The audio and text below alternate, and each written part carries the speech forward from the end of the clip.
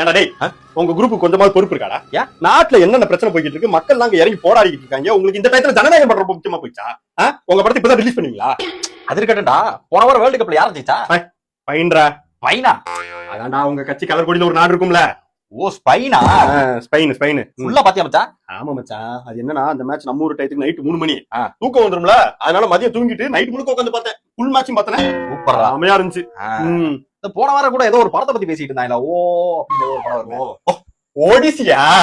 ஓடிசி மச்சான். Christopher Nolan எடுத்துருக்காப்ல, வேற level அந்த படம். ஓ அதுவும் பாத்துட்டியா?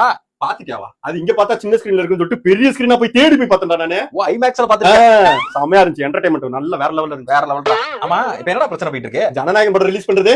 ஏய் உன் பிரச்சனை பத்தி கேட்கல, நாட்டுல என்ன பிரச்சனை போயிட்டு இருக்குன்னு கேட்டேன். அதான்டா நீட் எக்ஸாம்.